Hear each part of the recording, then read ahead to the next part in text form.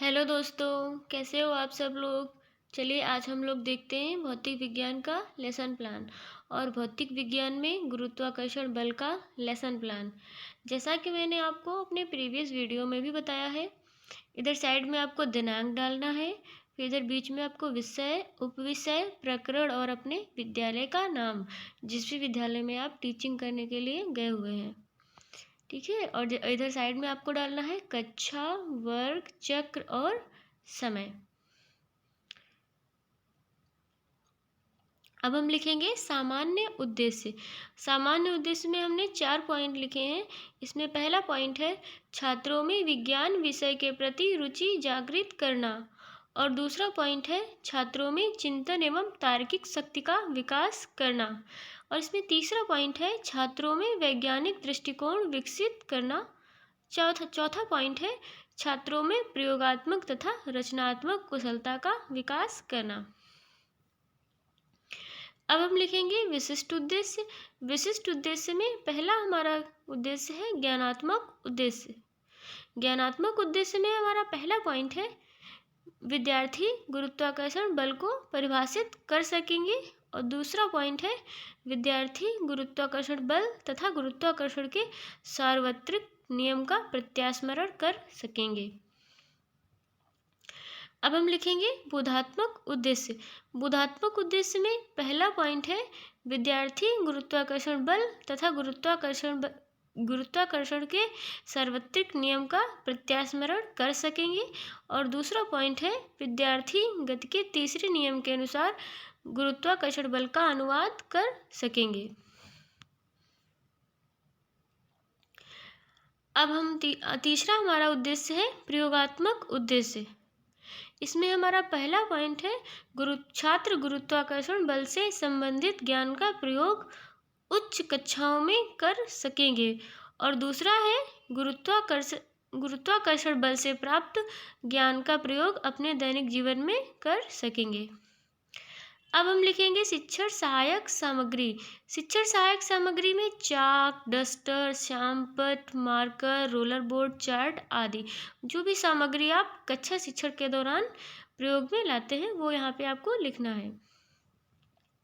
उसके बाद में लिखेंगे पूर्व ज्ञान। छात्र गुरुत्वाकर्षण के बारे में सामान्य जानकारी रखते हैं। उसके बाद में आपको प्रस्तावना प्रश्न निकलवाना है। प्रस्तावना प्रश्न बच्चों से ही निकलवाना है। इधर इसमें आपको 3 कॉलम बनाने हैं, एक क्रम संख्या का, और दूसरा छात्राध्यापिका प्रश्न का, और तीसरा छात्र उत्तर का। जैसा कि मैंने इसमें 4 क्वेश्चन बनाए हैं, आपको भी इसी प्रकार से बच्चों से 4 क्वेश्चन या 5 भी कर सकते हैं, या 3 में भी अगर आप निकाल पा रहे हैं तो 3 भी कर सकते हैं।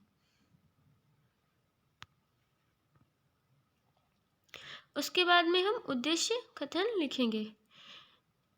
छात्रों, आज हम लोग गुरुत्वाकर्षण बल के बारे में विस्तार पूर्वक अध्ययन करेंगे। प्रस्तुतिकरण में मुख्य शिक्षण बिंदु हमारे 3 शिक्षण बिंदु हैं, वो हम पहले यहाँ पे लिख देंगे। पहला शिक्षण बिंदु है गुरुत्वाकर्षण बल, और दूसरा शिक्षण बिंदु है गति के तीसरे नियम के अनुसार गुरुत्वाकर्षण बल, और तीसरा हमारा शिक्षण बिंदु है पृथ्वी का गुरुत्व बल। अब हमको चार कॉलम बनाने हैं। पहला कॉलम है शिक्षण बिंदु का, दूसरा कॉलम है छात्राध्यापिका प्रश्न का, और तीसरा कॉलम है छात्र उत्तर का, चौथा कॉलम है निष्कर्ष का। शिक्षण बिंदु में आप यहाँ पे, जैसे कि हमारा पहला शिक्षण बिंदु है गुरुत्वाकर्षण बल, तो जैसे कि मैंने यहाँ पे नहीं लिखा है, भूल गए हैं, लेकिन आपको यहाँ पे गुरुत्वाकर्षण बल शिक्षण बिंदु वाले कॉलम में लिखना है। फिर आपको जिस प्रकार से हमने लिखा है ऐसे ही आपको अपना लेसन प्लान बनाना है। अब हम जैसे कि मैंने यहाँ पे लिखा है दूसरा शिक्षण बिंदु गति के तीसरे नियम के अनुसार। आपको हर शिक्षण बिंदु मतलब स्पष्टीकरण देने से पहले आपको बच्चों से 1 क्वेश्चन करना है मिनिमम, नहीं एक तो फिर अगर आप 2 कर सकते हैं तो आप 2 क्वेश्चन कर लें, ज़्यादा बेटर रहेगा। उसके बाद में बच्चों को स्पष्टीकरण हम देंगे और उस दौरान बच्चे ध्यानपूर्वक सुनेंगे। इसको आपको यहाँ पे लिख भी सकते हैं छात्र कथन में, इस वाले कॉलम में यहाँ पे लिख भी सकते हैं आप। और हमारा तीसरा शिक्षण बिंदु है पृथ्वी का गुरुत्व बल। जैसे कि मैंने इसमें बताया था कि आप एक क्वेश्चन कर सकते हैं, नहीं तो 2 भी कर सकते हैं। पहले वाले उसमें मैंने 2 क्वेश्चन किए थे और इस शिक्षण बिंदु में हमने एक ही क्वेश्चन किया है। वस्तु ऊपर की तरफ फेंकने पर वापस क्यों आ जाती है। उसके बाद में हम श्यामपट्ट कार्य करेंगे। श्यामपट्ट कार्य में आपको ऐसे ही एक ब्लैक चार्ट पेपर काट के लगाना है और मार्कर पेन से आपको इस प्रकार से लिखना है।